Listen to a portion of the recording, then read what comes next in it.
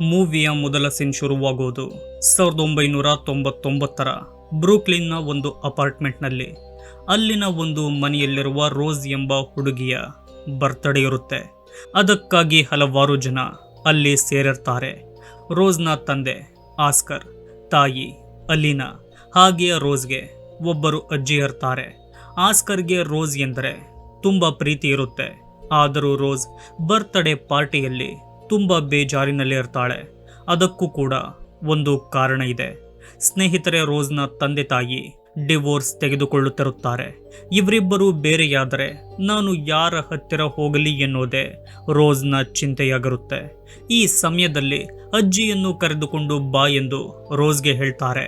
ಆಗ ರೋಸ್ ಇದೇ ಸರಿಯಾದ ಸಮಯ ಎಂದು ಅವರ ರೂಮ್ಗೆ ಹೋಗ್ತಾಳೆ. ಏಕೆಂದರೆ ರೋಸ್ನ ಅಜ್ಜಿ ಯಾರನ್ನು ಕೂಡ ತನ್ನ ರೂಮ್ಗೆ ಬಿಡುತ್ತಿರೋದಿಲ್ಲ. ಆ ಸೀಕ್ರೆಟ್ ಏನಿರಬಹುದು ಎಂಬ ಕುತೂಹಲ ರೋಸ್ಗೆ ಇರುತ್ತೆ. ಹೀಗೆ ರೂಮ್ಗೆ ಬಂದ ರೋಸ್ ಅಜ್ಜಿಯನ್ನು ಹುಡುಕಾಡುತ್ತಾ ರೂಮನ್ನು ಚೆಕ್ ಮಾಡ್ತಾಳೆ. ಆಗ ಇದ್ದಕ್ಕಿದ್ದಂತೆ ಅಲ್ಲಿಗೆ ಬಂದ ಅವಳ ಅಜ್ಜಿ ರೂಮ್ನಿಂದ ಹೊರಗೋಗಲು ಹೇಳ್ತಾಳೆ. ಅವಳ ಕೈನಲ್ಲಿ ರಕ್ತ ಬರುತ್ತಿರೋದನ್ನ ರೋಸ್ ಗಮನಿಸ್ತಾಳೆ. ಏನಾಯ್ತು ಎಂದು ಕೇಳಿದಾಗ ರೋಸ್ಗೆ ಯಾವುದೇ ಉತ್ತರ ಸಿಗೋದಿಲ್ಲ. ನಂತರ ರೋಸ್ನ ಬರ್ತ್ಡೇ ನಡೆಯುತ್ತೆ. ಎಲ್ಲರೂ ಖುಷಿಯಿಂದ ಇದ್ದರೆ ರೋಸ್ನ ಅಜ್ಜಿ ಮಾತ್ರ ಸ್ವಲ್ಪ ಟೆನ್ಷನ್ನಲ್ಲಿ ಇರೋದು ನಮಗೆ ಕಾಣುತ್ತೆ. ಆಗ ಸೀನ್ ಚೇಂಜ್ ಆಗುತ್ತೆ.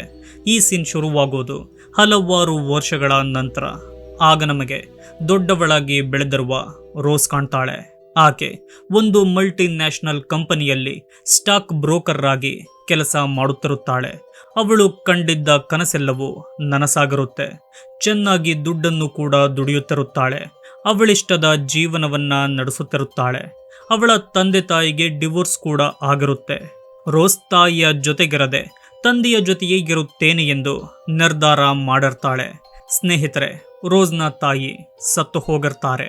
ಆದರೆ ಅದಕ್ಕೆ ರೋಸ್ ಬೇಜಾರಾಗಿರೋದಿಲ್ಲ. ಏಕೆಂದರೆ ರೋಸ್ ತನ್ನ ತಾಯಿ ಹಾಗೂ ಅಜ್ಜಿಯ ಜೊತೆ ಯಾವುದೇ ಮಾತುಕತೆಯನ್ನ ಇಟ್ಟುಕೊಂಡಿರೋದಿಲ್ಲ. ಅವರನ್ನು ನೋಡೋದಕ್ಕೂ ಕೂಡ ಈಕೆ ಹೋಗಿರೋದಿಲ್ಲ. ಅವರ ಜೊತೆ ಮಾತಾಡಿ ವರ್ಷಗಳೇ ಕಳೆದಿರುತ್ತೆ. ಹೀಗಿರುವಾಗ ಟಿವಿಯಲ್ಲಿ ಒಂದು ನ್ಯೂಸ್ ಬರುತ್ತೆ. ಅದೇನೆಂದರೆ ಈ ದಿನ ಅತಿಯಾದ ಹಿಮವಾಗುತ್ತೆ, ಯಾರು ಕೂಡ ಮನೆಯಿಂದ ಹೊರಗೆ ಬರಬೇಡಿ ಎಂಬ ನ್ಯೂಸ್ ಅದಾಗಿರುತ್ತೆ. ಈ ಸಮಯದಲ್ಲಿ ರೋಸ್ನ ಅಜ್ಜಿ ಪದೇ ಪದೇ ಅವಳಿಗೆ ಕಾಲ್ ಮಾಡ್ತಾರೆ. ಆದರೆ ರೋಸ್ ಆ ಕಾಲನ್ನು ರಿಸೀವ್ ಮಾಡೋದಿಲ್ಲ. ಹಿಮ ಸುರಿಯಲು ಶುರುವಾಗುತ್ತೆ. ಕಾರನ್ನು ತೆಗೆದುಕೊಂಡು ಹೋಗಲಾಗದೆ ಮೆಟ್ರೋ ಸ್ಟೇಷನ್ ಬಳಿ ರೋಸ್ ಹೋಗ್ತಾಳೆ. ಆಗಲೂ ರೋಸ್ನ ಅಜ್ಜಿ ರೋಸ್ಗೆ ಕಾಲ್ ಮಾಡ್ತಾರೆ.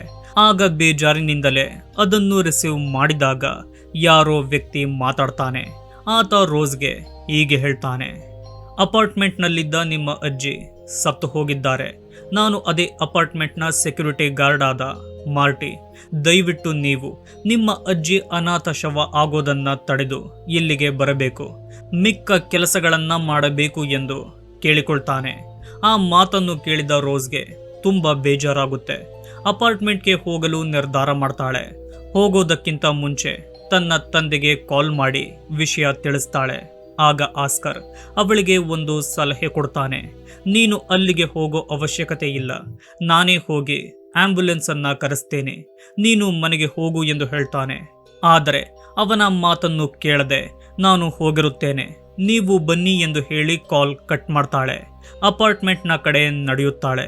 ಹೋಗುವಾಗ ಅವಳಿಗೆ ಯಾರೋ ನನ್ನನ್ನು ಫಾಲೋ ಮಾಡುತ್ತಿದ್ದಾರೆ ಎಂದು ಅನ್ನಿಸುತ್ತೆ. ನೋಡಿದರೆ ಯಾರು ಕೂಡ ಇರೋದಿಲ್ಲ. ಹಾಗೆಯೇ ಕೆಲವು ಭ್ರಮೆಯಾಗುತ್ತೆ. ಅದಕ್ಕೆ ರೋಸ್ ತಲೆ ಕೆಡಿಸಿಕೊಳ್ಳೋದಿಲ್ಲ. ಹೀಗೆ ರೋಸ್ ಅತಿಯಾದ ಹಿಮದಲ್ಲಿಯೇ ಅಪಾರ್ಟ್ಮೆಂಟ್ ಅನ್ನು ಸೇರ್ತಾಳೆ. ಆಗ ಮಾರ್ಟಿ ಅವಳನ್ನು ಅವಳ ಅಜ್ಜಿಯ ಶವ ಇರುವ ಮನೆಗೆ ಕರೆದುಕೊಂಡು ಹೋಗ್ತಾನೆ. ಏನಾದರೂ ಬೇಕಾದರೆ ನನ್ನನ್ನು ಕೂಗಿ ಎಂದು ಹೇಳಿ ಅಲ್ಲಿಂದ ಹೊರಡ್ತಾನೆ. ಈ ಸಮಯದಲ್ಲಿ ರೋಸ್ಗೆ ಹಳೆಯ ನೆನಪೆಲ್ಲ ಬಂದು ಅಜ್ಜಿಯ ಶವವನ್ನು ನೋಡುತ್ತಾ ತುಂಬಾ ಬೇಜಾರಾಗ್ತಾಳೆ. ಇಷ್ಟು ವರ್ಷವಾದರೂ ನೋಡಲು ಬರಲಿಲ್ಲ ಎಂಬ ಕಾರಣಕ್ಕೆ ರೋಸ್ ಅವರ ಬಳಿ ಕ್ಷಮೆ ಕೇಳ್ತಾಳೆ. ನಂತರ ಅಜ್ಜಿಯ ಮುಖವನ್ನ ನೋಡ್ತಾಳೆ. ಆ ಮುಖ ಸ್ವಲ್ಪ ಭಯಾನಕವಾಗಿರುತ್ತೆ. ಹಾಗೆಯೇ ಅವರ ಕೈನ ಮೇಲೆ ವಿಚಿತ್ರವಾದ ಕಟ್ ಮಾರ್ಕ್ಗಳು ಇರುತ್ತೆ. ಆ ಯೋಚನೆಯಲ್ಲೇ ರೋಸ್ ಇರುವಾಗ ಅಜ್ಜಿಯ ಮೂಗಿನಿಂದ ಒಂದು ಹುಳ ಹೊರಗೆ ಬರುತ್ತೆ. ಅದನ್ನು ನೋಡಿದ ರೋಸ್ಗೆ ತುಂಬಾ ಭಯವಾಗಿ ಅದನ್ನು ತೆಗೆದಾಕ್ತಾಳೆ. ಆದರೆ ಆ ಹುಳ ರೋಸ್ನ ಕೈಯನ್ನೇ ಗಾಯ ಮಾಡಿಕೊಂಡು ಒಳಗೋಗುತ್ತೆ. ಆಗ ಜೋರಾಗಿ ಕಿರುಚಾಡ್ತಾಳೆ. ಹೀಗೆ ಅದು ಅವಳ ಕಿವಿಯ ಬಳಿ ಬಂದ ಕೂಡಲೇ ಟ್ವೀಸರ್ ಅನ್ನ ತೆಗೆದುಕೊಳ್ಳೋ ರೋಸ್ ಅದನ್ನ ತೆಗೆದಾಕ್ತಾಳೆ. ಇಲ್ಲೇನಾಗುತ್ತಿದೆ ಎಂದು ರೋಸ್ಗೆ ಅರ್ಥವಾಗೋದೇ ಇಲ್ಲ. ಈ ಸಮಯದಲ್ಲಿ ಅವಳಿಗೆ ಅಜ್ಜಿಯ ರೂಮ್ ನೆನಪಾಗುತ್ತೆ. ಆ ರೂಮ್ನಲ್ಲಿ ಏನು ಇರಬಹುದು ಎಂಬ ಕುತೂಹಲ ರೋಸ್ಗೆ ಚಿಕ್ಕ ವಯಸ್ಸಿನಿಂದಲೂ ಇದ್ದ ಕಾರಣ ಅಲ್ಲಿಗೋಗ್ತಾಳೆ. ಎಲ್ಲ ಕಡೆ ಹುಡುಕಾಡ್ತಾಳೆ. ಏನು ಕೂಡ ವಿಚಿತ್ರ ಎಂದು ಅನ್ನಿಸಲ್ಲ. ನಂತರ ಅಲ್ಲಿನ ಕಬೋರ್ಡ್ ಬಳಿ ಹೋಗ್ತಾಳೆ. ಅಲ್ಲಿದ್ದ ಬಟ್ಟೆ ರಕ್ತವಾಗಿರೋದು ಕಾಣುತ್ತೆ. ಅದನ್ನು ಸರಿಸಿದಾಗ ಅವಳಿಗೆ ಒಂದು ಚಿಕ್ಕದಾದ ಸೀಕ್ರೆಟ್ ಡೋರ್ ಕಾಣುತ್ತೆ. ಅದನ್ನು ಚೈನ್ನಿಂದ ಬೀಗ ಹಾಕಿ ಲಾಕ್ ಮಾಡಲಾಗಿರುತ್ತೆ. ಹೇಗೋ ಮಾಡಿ ರೋಸ್ ಆ ಕೀಯನ್ನ ಹುಡುಕಾಡ್ತಾಳೆ. ಅದರಿಂದ ಆ ಡೋರ್ ಅನ್ನು ಓಪನ್ ಮಾಡ್ತಾಳೆ. ಮಾಡಿ ನೋಡಿದರೆ ದೊಡ್ಡ ಶಾಕ್ ಅವಳಿಗೆ ಕಾದಿರುತ್ತೆ. ಸ್ನೇಹಿತರೆ, ಆ ಚಿಕ್ಕ ಡೋರ್ನ ಹಿಂದೆ ದೊಡ್ಡದಾದ ಒಂದು ಸೀಕ್ರೆಟ್ ಬೇಸ್ಮೆಂಟ್ ಇರುತ್ತೆ. ಆಗ ಧೈರ್ಯ ಮಾಡೋ ರೋಸ್ ಅದರ ಒಳಗೋಗ್ತಾಳೆ. ಅಲ್ಲಿಯೂ ಕೂಡ ಅವಳಿಗೆ ಭಯಾನಕ ದೃಶ್ಯ ಕಾಣುತ್ತೆ. ಆ ಜಾಗದಲ್ಲಿ ಡೀಮನ್ನ ಮೂರ್ತಿ, ಅದರ ಮುಂದೆ ರೋಸ್ನ ಚಿಕ್ಕ ವಯಸ್ಸಿನ ಫೋಟೋ, ಅವಳ ಹಲ್ಲು, ಅವಳ ಕೂದಲು, ಉಗುರು, ಬಟ್ಟೆಯ ಪೀಸ್ ಕೂಡ ಅವಳಿಗೆ ಆ ಜಾಗದಲ್ಲಿ ಕಾಣುತ್ತೆ. ಅಲ್ಲಿದ್ದ ವೂಡೋ ಡಾಲ್ನ ಮುಂದೆ ಬ್ಲಡ್ ರಿಚುವಲ್ ಮಾಡಿರೋದು ಕಾಣುತ್ತೆ. ಅದರಿಂದ ರೋಸ್ಗೆ ಅತಿಯಾದ ಭಯವಾಗುತ್ತೆ. ನನ್ನ ಅಜ್ಜಿ ನನ್ನ ಮೇಲೆಯೇ ಮಾಟ ಮಾಡಿದ್ದಾಳೆ ಎಂದು ಕೋಪ ಮಾಡಿಕೊಳ್ತಾಳೆ. ಈ ಸಮಯದಲ್ಲಿ ಒಂದು ಭಯಾನಕವಾದ ಡಿಮೋನಿಕ್ ಕ್ರಿಯೇಚರ್ ರೋಸ್ನ ಮೇಲೆ ದಾಳಿ ಮಾಡುತ್ತೆ. ಅದರಿಂದ ಹೆದರಿದ ರೋಸ್ ಅಲ್ಲಿಂದ ಮನೆಯ ಕಡೆ ಓಡೋಗ್ತಾಳೆ. ಇಲ್ಲಿರೋದು ಸರಿಯಲ್ಲವೆಂದು ಅತಿಯಾದ ಹಿಮವಿದ್ದರೂ ಮನೆಯಿಂದ ಹೊರಗೆ ಬರ್ತಾಳೆ. ಅಲ್ಲಿಂದ ಮೆಟ್ರೋ ಸ್ಟೇಷನ್ಗೆ ಹೋಗ್ತಾಳೆ. ಆದರೆ ಅಲ್ಲಿಯೂ ಕೂಡ ಡಿಮೋನಿಕ್ ಕ್ರಿಯೇಚರ್ ತೊಂದರೆ ಕೊಡುತ್ತೆ. ಆಗ ರೋಸ್ ಬೇರೆ ಆಯ್ಕೆ ಇಲ್ಲದೆ ಅದೇ ಅಪಾರ್ಟ್ಮೆಂಟ್ಗೆ ಬರ್ತಾಳೆ. ಅತಿಯಾದ ಗಾಬರಿಯಿಂದ ತನ್ನ ತಂದೆಗೆ ಕಾಲ್ ಮಾಡ್ತಾಳೆ. ನಡೆದ ವಿಷಯ ಹೇಳ್ತಾಳೆ. ಅಜ್ಜಿ ನಾನು ಜೊತೆ ಇರಲಿಲ್ಲ ಎಂಬ ಕಾರಣಕ್ಕೆ ನನ್ನ ಮೇಲೆ ಮಾಟ ಮಾಡಿದ್ದಾಳೆ. ನಾವಿದ್ದ ಮನೆಯಲ್ಲಿ ಸೀಕ್ರೆಟ್ ಬೇಸ್ಮೆಂಟ್ ಇದೆ, ಅಲ್ಲಿಯೇ ಈ ಕೆಲಸ ಆಗಿರೋದು. ಅವಳು ನನ್ನ ಮೇಲೆ ರಿವೆಂಜ್ ತೀರಿಸಿಕೊಳ್ಳಲು ಈ ರೀತಿ ಮಾಡಿದ್ದಾಳೆ ಎಂದು ಆಸ್ಕರ್ಗೆ ಹೇಳ್ತಾಳೆ. ಅದನ್ನು ಕೇಳಿದ ಆಸ್ಕರ್ ರೋಸ್ಗೆ ಹೀಗೆ ಹೇಳ್ತಾನೆ. ರೋಸ್, ನಿನ್ನ ಅಜ್ಜಿ ಬ್ಲ್ಯಾಕ್ ಮ್ಯಾಜಿಕ್ ಮಾಡುತ್ತಾಳೆ ಎನ್ನುವುದು ನನಗೆ ಗೊತ್ತು. ಆದರೆ ಆಕೆ ಅದನ್ನು ಮಾಡುತ್ತಿದ್ದಿದ್ದು ಜನರ ಸಹಾಯಕ್ಕಾಗಿ, ಯಾವುದೇ ಕೆಟ್ಟ ಉದ್ದೇಶಕ್ಕೆ ಆ ಕೆಲಸವನ್ನ ಆಕೆ ಮಾಡುತ್ತಿರಲಿಲ್ಲ. ನೀನು ತಪ್ಪಾಗಿ ತಿಳಿದುಕೊಂಡಿದ್ದೀಯ. ಆದಷ್ಟು ಬೇಗ ನಾನು ಬರ್ತೀನಿ ಎಂದು ಅವಳಿಗೆ ಹೇಳ್ತಾನೆ. ಆದರೆ ರೋಸ್ಗೆ ಆಸ್ಕರ್ನ ಮಾತಿನ ಮೇಲೆ ನಂಬಿಕೆ ಬರೋದಿಲ್ಲ. ನನಗೆ ಮಾಡಿರೋ ಮಾಟದ ಬಗ್ಗೆ ಏನಾದರೂ ನಾನು ತಿಳಿದುಕೊಳ್ಳಲೇಬೇಕೆಂದು ಅವಳ ಅಜ್ಜಿಯ ರೂಮ್ಗೆ ಹೋಗ್ತಾಳೆ. ಅಲ್ಲೆಲ್ಲ ಹುಡುಕಾಡಿದಾಗ ಅವಳಿಗೆ ಒಂದು ಬುಕ್ ಸಿಗುತ್ತೆ. ಅದು ವಿಚ್ ಕ್ರಾಫ್ಟ್ಗೆ ಸಂಬಂಧಪಟ್ಟ ಬುಕ್ಕೆ ಆಗಿರುತ್ತೆ. ಅದನ್ನು ಓದಿದಾಗ ಒಂದು ವಿಷಯ ರೋಸ್ಗೆ ಗೊತ್ತಾಗುತ್ತೆ. ಅವಳ ಅಜ್ಜಿ ಪೂಜೆ ಮಾಡುತ್ತಿದ್ದ ಡೀಮನ್ನ ಹೆಸರು ಕೊಬಯಂದೆ ಎಂದು. ಈ ಡೀಮನ್ ನಾವು ಕೇಳಿಕೊಂಡಿದ್ದನ್ನೆಲ್ಲ ಕೊಡುತ್ತೆ, ಬದಲಿಗೆ ಬಲಿಯನ್ನು ಕೇಳುತ್ತೆ.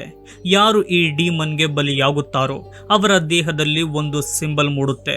ಅದು ಈ ಡೀಮನ್ಗೆ ಇವರು ಮಾರ್ಕ್ ಆಗಿದ್ದಾರೆ ಎಂದು ಸೂಚಿಸುತ್ತೆ. ಬೆಳಿಗ್ಗೆ ಆಗುವಷ್ಟರಲ್ಲಿ ಅವರನ್ನು ಬಲಿ ಪಡೆಯುತ್ತೆ. ಅವರ ಆತ್ಮಕ್ಕಾಗಿ ಡೀಮನ್ ಹಲವಾರು ರೂಪಗಳನ್ನು ತಾಳುತ್ತೆ ಎಂದು ಅದರಲ್ಲಿ ಬರೆದಿರುತ್ತೆ. ಆಗ ರೋಸ್ ತನ್ನ ಕೈಯನ್ನು ನೋಡ್ತಾಳೆ. ನೋಡಿದರೆ ಬುಕ್ನಲ್ಲಿ ಇದ್ದ ಅದೇ ಸಿಂಬಲ್ ಅವಳ ಕೈನಲ್ಲಿ ಮೂಡಿರುತ್ತೆ. ಅದನ್ನು ನೋಡಿ ತುಂಬಾ ಗಾಬರಿಯಾಗ್ತಾಳೆ. ಆದರೂ ತಡ ಮಾಡದೆ ಕೂಡಲೇ ಬೇಸ್ಮೆಂಟ್ಗೆ ಹೋಗ್ತಾಳೆ. ಹೋಗಿ ಅಲ್ಲಿದ್ದ ಎಲ್ಲ ವಸ್ತುಗಳನ್ನು, ಅಂದರೆ ಎಲ್ಲ ಡಾರ್ಕ್ ರಿಚುವಲ್ ವಸ್ತುಗಳನ್ನು ಮನೆಗೆ ತೆಗೆದುಕೊಂಡು ಬರ್ತಾಳೆ. ನನಗೆ ನನ್ನ ಅಜ್ಜಿ ಮಾಡಿರುವ ಕರ್ಸನ್ನು ಹೇಗಾದರೂ ಮಾಡಿ ಮುರಿಯಲೇಬೇಕೆಂದು ಬುಕ್ಕನ್ನು ತೆಗೆದುಕೊಳ್ತಾಳೆ. ಅದರ ಬಗ್ಗೆ ಹುಡುಕಾಡ್ತಾಳೆ. ತುಂಬಾ ಸಮಯದ ನಂತರ ಆ ಬುಕ್ನಿಂದ ರೋಸ್ಗೆ ಒಂದು ವಿಷಯ ಗೊತ್ತಾಗುತ್ತೆ. ಅದುವೇ ಈ ಶಾಪದಿಂದ ಮುಕ್ತಿ ಹೊಂದಲು ಬಲಿಯಾಗುವವರ ರಕ್ತ, ಬ್ಲ್ಯಾಕ್ ಮ್ಯಾಜಿಕ್ ಮಾಡಿದ್ದ ವ್ಯಕ್ತಿಯ ರಕ್ತ ವೂಡೋ ಡಾಲ್ನ ಮೇಲೆ ಬೀಳಬೇಕು.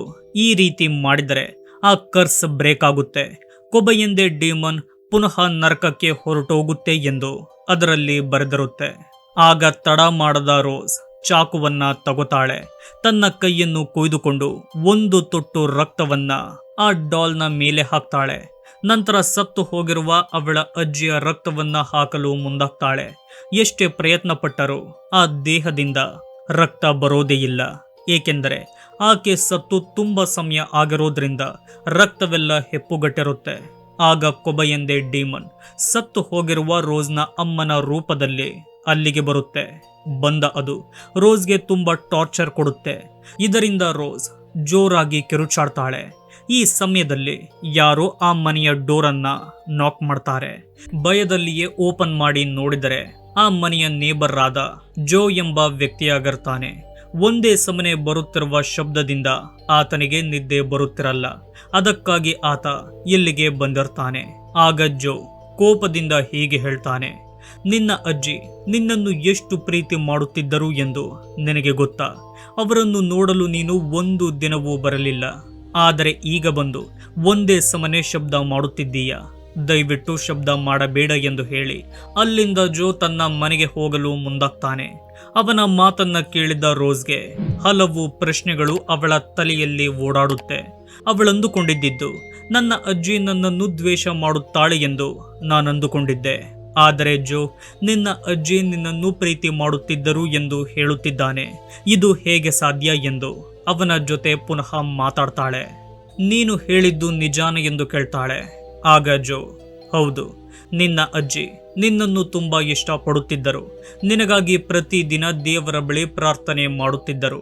ನನಗೆ ಅವರ ಪ್ರಾರ್ಥನೆ ಪ್ರತಿದಿನ ಕೇಳುತ್ತಿತ್ತು ಎಂದು ಹೇಳ್ತಾನೆ. ನನ್ನ ಅಜ್ಜಿ ನನ್ನನ್ನು ಪ್ರೀತಿ ಮಾಡುತ್ತಿದ್ದರು ಎಂದರೆ ನನ್ನ ಮೇಲೆಯ ಮಾಟವನ್ನ ಏಕೆ ಮಾಡಿದರು? ಇಲ್ಲೇನೋ ಸರಿ ಇಲ್ಲ ಎಂದು ಪುನಃ ತನ್ನ ಅಜ್ಜಿಯ ಬಳಿ ಹೋಗ್ತಾಳೆ. ಆಗ ರೋಸ್ ಅಂದುಕೊಳ್ತಾಳೆ, ನನ್ನ ಅಜ್ಜಿ ನನ್ನ ಮೇಲೆ ಬ್ಲ್ಯಾಕ್ ಮ್ಯಾಜಿಕ್ ಮಾಡಿಲ್ಲ. ಬದಲಿಗೆ ನನಗೆ ಒಳ್ಳೆಯದಾಗಲಿ, ನಾನು ಅಂದುಕೊಂಡಿದ್ದೆಲ್ಲ ನೆರವೇರಲಿ ಎಂದು ಡೀಮನ್ ಜೊತೆ ಒಪ್ಪಂದ ಮಾಡಿಕೊಂಡಿದ್ದಾರೆ ಎಂಬುದು ರೋಸ್ಗೆ ಅರ್ಥವಾಗುತ್ತೆ. ಈ ಒಪ್ಪಂದವನ್ನು ಹೇಗಾದರೂ ಮಾಡಿ ಮುರಿಯಲೇಬೇಕೆಂದು ಬುಕ್ಕನ್ನು ಓದಲು ಪುನಃ ಮುಂದಾಗ್ತಾಳೆ. ಆಗ ಆ ಬುಕ್ನಿಂದ ರೋಸ್ಗೆ ಮತ್ತೊಂದು ಮುಖ್ಯವಾದ ವಿಷಯ ಗೊತ್ತಾಗುತ್ತೆ. ಅದೇನೆಂದರೆ ಎಲ್ಲವನ್ನೂ ಕೊಡುವ ಡೀಮನ್ ಕೊನೆಗೆ ಬಲಿಯನ್ನ ಕೇಳುತ್ತೆ. ಆ ಬಲಿಯನ್ನು ತೆಗೆದುಕೊಂಡು ಹೋಗದ ಹಾಗೆ ಮಾಡಬಹುದು. ಹೇಗೆಂದರೆ ಒಪ್ಪಂದ ಮಾಡುವ ವ್ಯಕ್ತಿ ಪ್ರತಿದಿನ ಡೀಮನ್ಗಾಗಿ ರಕ್ತವನ್ನ ಕೊಡಬೇಕು. ಆ ರೀತಿ ಮಾಡಿದರೆ ಡೀಮನ್ ಬಲಿಯ ಕಡೆ ಬರುವುದಿಲ್ಲ ಎಂದು ತಿಳಿಯುತ್ತೆ. ಆಗ ರೋಸ್ಗೆ ಅರ್ಥವಾಗುತ್ತೆ, ನನ್ನ ಅಜ್ಜಿ ನನಗೋಸ್ಕರ ಡೀಮನ್ನ ಜೊತೆ ಒಪ್ಪಂದ ಮಾಡಿಕೊಂಡಿದ್ದಾರೆ. ಆ ಡೀಮನ್ ನನ್ನ ಬಳಿ ಬರಬಾರದು ಎಂದು ಪ್ರತಿದಿನ ಅದಕ್ಕೆ ಅವರ ರಕ್ತವನ್ನ ಕೊಡುತ್ತಿದ್ದಾರೆ. ಹಾಗಾಗಿಯೇ ಅವರ ಕೈನ ಮೇಲೆ ಅಷ್ಟೊಂದು ಕಟ್ ಮಾರ್ಕ್ಗಳು ಇರೋದು ಎಂದು ರೋಸ್ಗೆ ಗೊತ್ತಾಗುತ್ತೆ. ಹೀಗೆ ಓದುವಾಗ ರೋಸ್ಗೆ ಮತ್ತೊಂದು ವಿಷಯ ತಿಳಿಯುತ್ತೆ.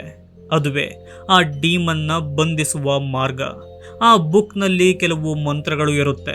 ಆ ಮಂತ್ರಗಳನ್ನು ಹೇಳಿ ಒಂದು ರಿಚುವಲ್ ಮಾಡಿದರೆ ಕೊಬಯಂದೆ ಡೀಮನ್ನನ್ನು ಒಂದು ಶವದಲ್ಲಿ ಬಂಧಿಸಬಹುದು ಎಂದು ರೋಸ್ಗೆ ಗೊತ್ತಾಗುತ್ತೆ. ಆಗ ರೋಸ್ ಮಾಡುವ ಯೋಚನೆ ಏನೆಂದರೆ ಸತ್ತಿರುವ ನನ್ನ ಅಜ್ಜಿಯ ಶವದಲ್ಲಿಯೇ ಡೀಮನ್ನನ್ನು ಬಂಧಿಸುವೆ ಎಂದು. ಅದಕ್ಕಾಗಿ ಎಲ್ಲ ತಯಾರಿಯನ್ನ ಮಾಡಿಕೊಳ್ತಾಳೆ. ಆದರೆ ಆಗಲೂ ಬರುವ ಡೀಮನ್ ಆ ಕೆಲಸವಾಗದಂತೆ ರೋಸ್ಗೆ ಟಾರ್ಚರ್ ಮಾಡಲು ಶುರು ಮಾಡುತ್ತೆ. ಅವಳಿಗೆ ಅತಿಯಾಗಿ ಹೆದರಿಸುತ್ತೆ. ಎಷ್ಟೇ ಪ್ರಯತ್ನ ಪಟ್ಟರೂ ಆ ಕೆಲಸವನ್ನ ಮಾಡಲು ಕೊಬಯಂದೆ ಬಿಡುತ್ತಿರೋದಿಲ್ಲ. ಕೊನೆಗೆ ಆ ಡೀಮನ್ ಈ ರಿಚುವಲ್ ಸಂಪೂರ್ಣವಾಗಬಾರದು ಎಂದು ರೋಸ್ನ ಅಜ್ಜಿಯ ಶವವನ್ನು ಗಾಳಿಯಲ್ಲಿ ತೇಲುವ ಹಾಗೆ ಮಾಡುತ್ತೆ. ನಂತರ ರೋಸ್ನ ತಾಯಿಯ ರೂಪದಲ್ಲಿ ಅವಳ ಮುಂದೆ ಬರುತ್ತೆ. ಮೊದಲು ಪ್ರೀತಿಯಾಗಿ ಮಾತಾಡಿ ನಂತರ ತನ್ನ ಅಸಲಿ ರೂಪವನ್ನ ಅವಳಿಗೆ ತೋರಿಸಿ ಅತಿಯಾಗಿ ಹೆದರಿಸುತ್ತೆ. ಆಗ ತುಂಬಾ ಧೈರ್ಯ ತೆಗೆದುಕೊಳ್ಳೋ ರೋಸ್ ಬುಕ್ನ ಬಳಿ ಓಡೋಗಿ ಮಂತ್ರವನ್ನ ಹೇಳಲು ಶುರು ಮಾಡ್ತಾಳೆ. ಹೀಗೆ ಮಂತ್ರ ಪೂರ್ತಿ ಆಗುತ್ತಿದ್ದಂತೆ ಕೊಬಯಂದೆ ಡೀಮನ್ ರೋಸ್ನ ಅಜ್ಜಿಯ ಶವದಲ್ಲಿ ಬಂದಿಯಾಗುತ್ತೆ. ಹಾಗೆಯೇ ರೋಸ್ ಆ ಒಪ್ಪಂದವನ್ನ ಮುರಿದು ತನ್ನ ಪ್ರಾಣವನ್ನ ಕಾಪಾಡಿಕೊಳ್ತಾಳೆ. ಹೀಗೆ ಬೆಳಿಗ್ಗೆಯಾಗುತ್ತೆ. ಎಲ್ಲವೂ ಸಹಜ ಸ್ಥಿತಿಗೆ ಬರುತ್ತೆ. ಆಸ್ಕರ್ ಕೂಡ ಅಲ್ಲಿಗೆ ಬಂದು ಆಂಬ್ಯುಲೆನ್ಸ್ನಲ್ಲಿ ರೋಸ್ನ ಅಜ್ಜಿಯ ಶವವನ್ನು ಕಳಿಸಿಕೊಡ್ತಾನೆ. ಆಗ ಆಸ್ಕರ್ ಸ್ವಲ್ಪ ಸಮಯದಲ್ಲೇ ಬರ್ತೀನಿ ಎಂದು ಹೇಳಿ ಒಂದು ಕಡೆ ಹೋಗ್ತಾನೆ. ಆಗ ಯಾವುದೇ ಚಿಂತೆ ಇಲ್ಲದ ರೋಸ್ ಅಲ್ಲಿದ್ದ ಫೋಟೋಗಳನ್ನು ನೋಡುವಾಗ ತನ್ನ ತಂದೆ ತಾಯಿಯ ಫೋಟೋ ಕಾಣುತ್ತೆ. ಇಲ್ಲಿ ರೋಸ್ ಶಾಕ್ ಆಗುವ ವಿಷಯವೇನೆಂದರೆ ಆ ಫೋಟೋದಲ್ಲಿದ್ದ ಆಸ್ಕರ್ನ ಕೈನಲ್ಲಿ ರಕ್ತ ಕಾಣುತ್ತೆ.